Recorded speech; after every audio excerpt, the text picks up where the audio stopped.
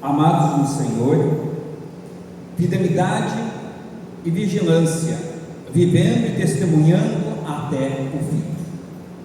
Sobre este tema somos convidados a meditar nos textos que nós ouvimos há poucos instantes, e que possamos também, a partir destes textos, seguir o exemplo do salmista e testemunhar dizendo: anunciarei que tu és fiel, o dia inteiro falarei da tua salvação, embora não seja capaz de entendê-la.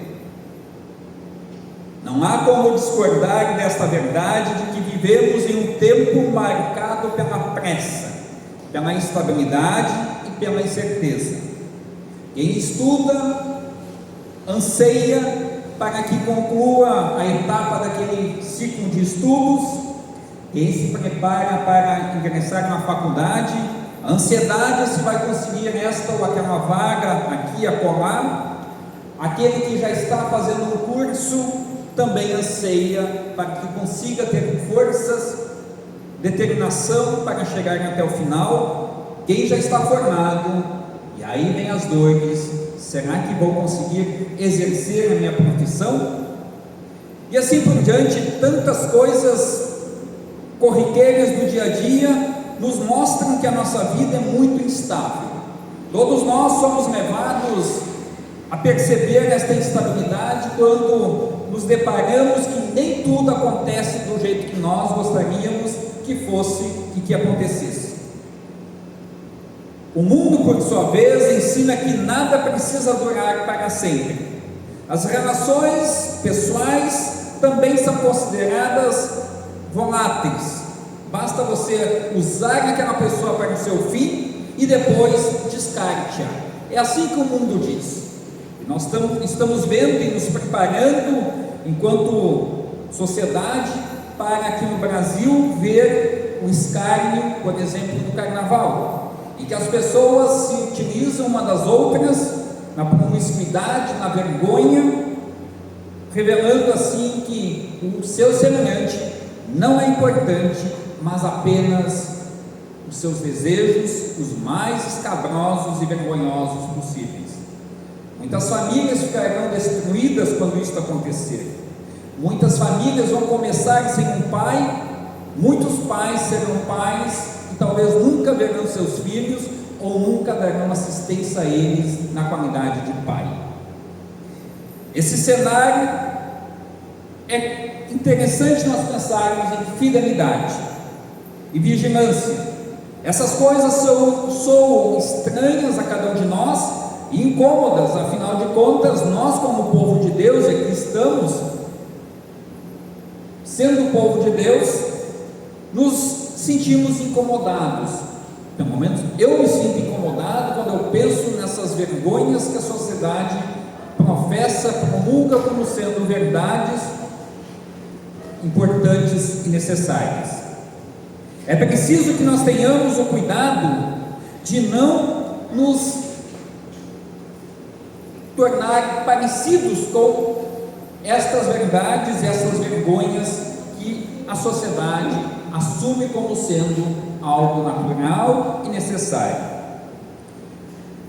A vigilância, a vida de fé tem diminuído. As pessoas têm usado a igreja apenas para receber as bênçãos, exigindo que Deus lhes dê as suas bênçãos, que elas tanto querem, e depois se desfazem da igreja ou da palavra de Deus como uma embalagem de um bombom que você consome e coloca no lixo. Já não tem mais importância. Assim as pessoas têm encarado a igreja e a palavra de Deus. No entanto, a palavra de Deus nos conduz a um caminho diferente. Ela nos chama para uma vida marcada pela perseverança. E ser perseverante não é desistir no primeiro obstáculo, e sim continuar firme, sabendo que a vida, quando as coisas são fáceis, não são legais. Quando as coisas são tranquilas demais, desconfie. Quando as promessas são boas demais, desconfie que lá vem o golpe. É assim que o diabo faz para nos seduzir e nos afastar da presença de Deus. Ele faz o ser humano acreditar que a vida fácil é melhor que a vida com trabalho, com suor, com dedicação, com perseverança. E a palavra de Deus chama exatamente para a perseverança, a ter confiança constante no próprio Senhor Deus.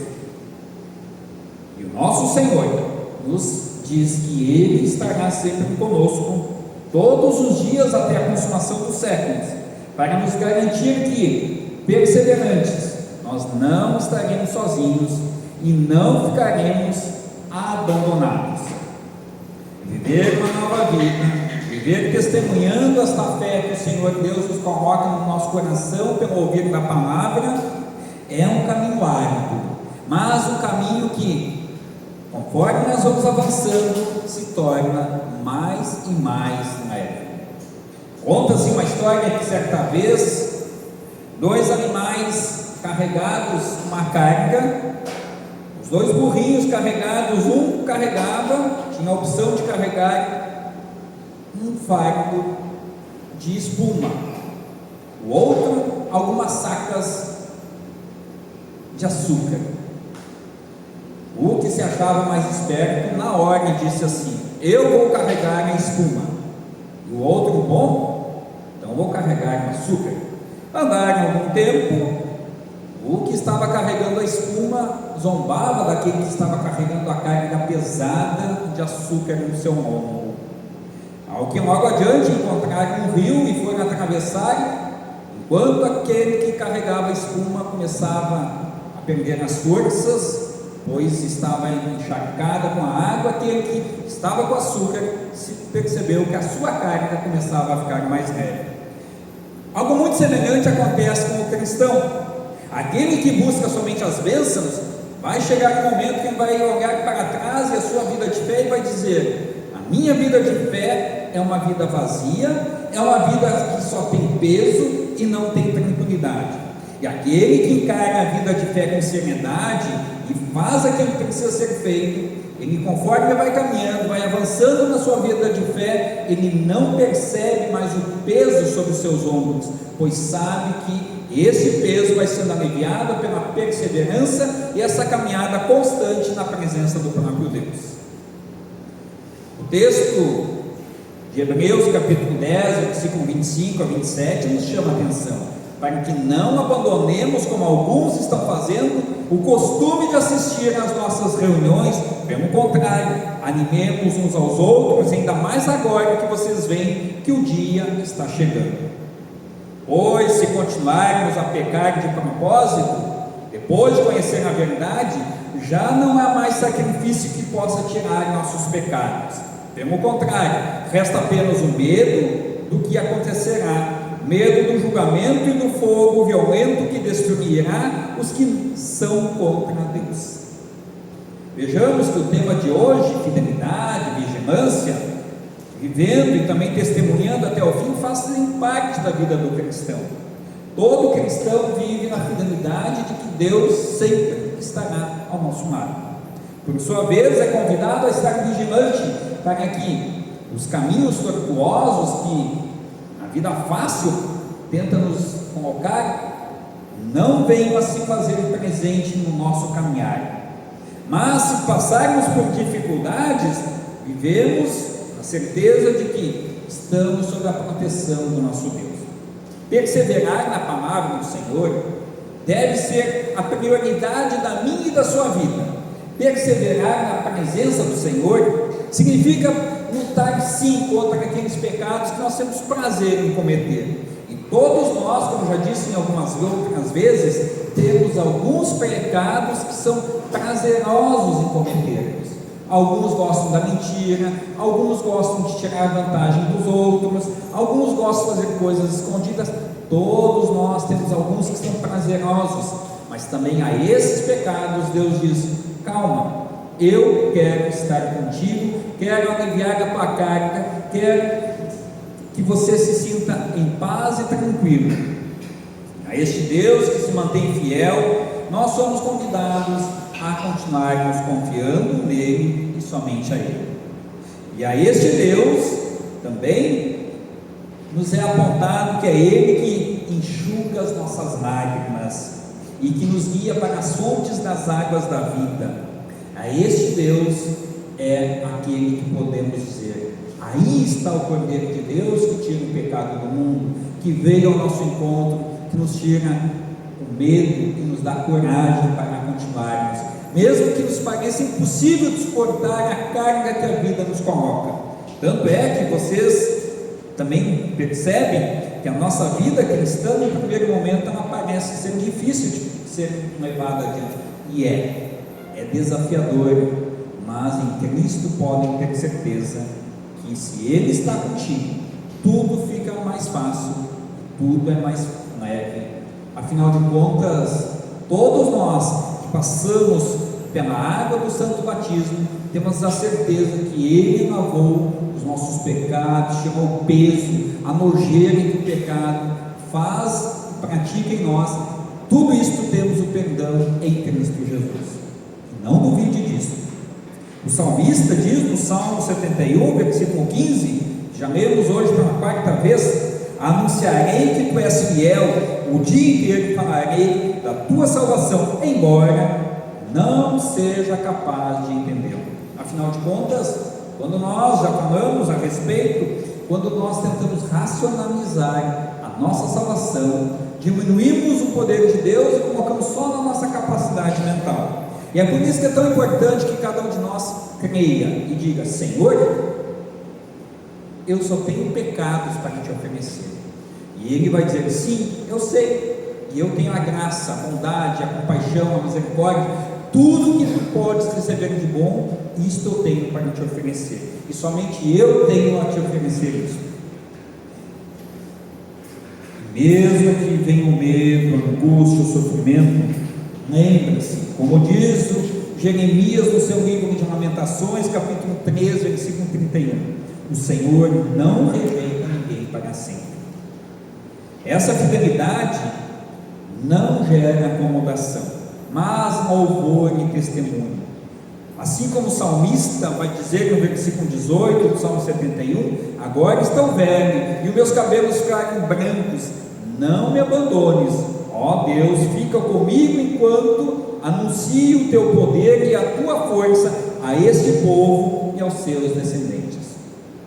A salvação, a palavra chegou até nós hoje, dia 24 de janeiro de 2026, pois aquelas pessoas que algumas já morreram, com certeza muitos, desde que Jesus esteve, muitas gerações já passaram, mas as gerações anunciaram a palavra às gerações seguintes, e assim também, enquanto tiver mundo, é necessário que os povos anunciem às próximas gerações o amor e a fidelidade de Deus.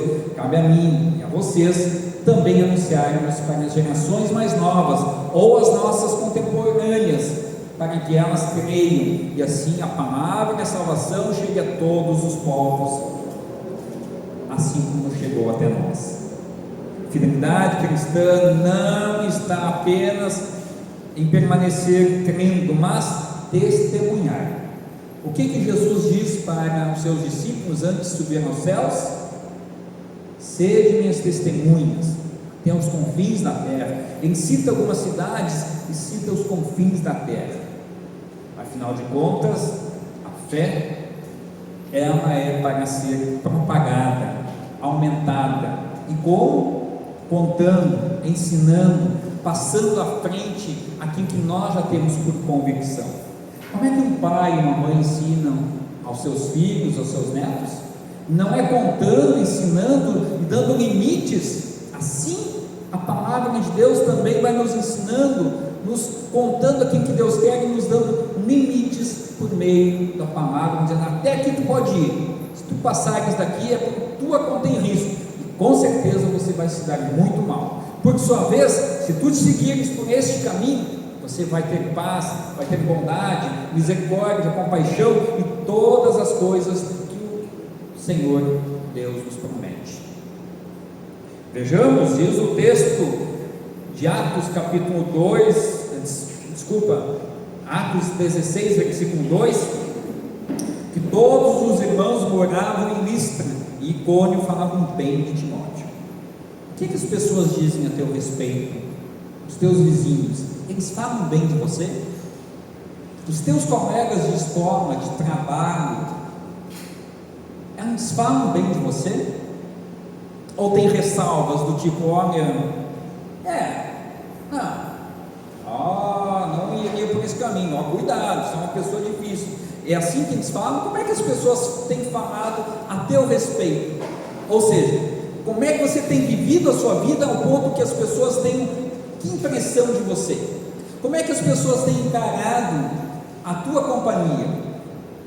Diz o texto de Atos 16, versículo 2, que Timóteo, sendo um cristão, ele era bem falado pelas pessoas da circunvizinhança de onde ele estava. São exemplos que a gente pode não só observar, mas também devemos imitá-los.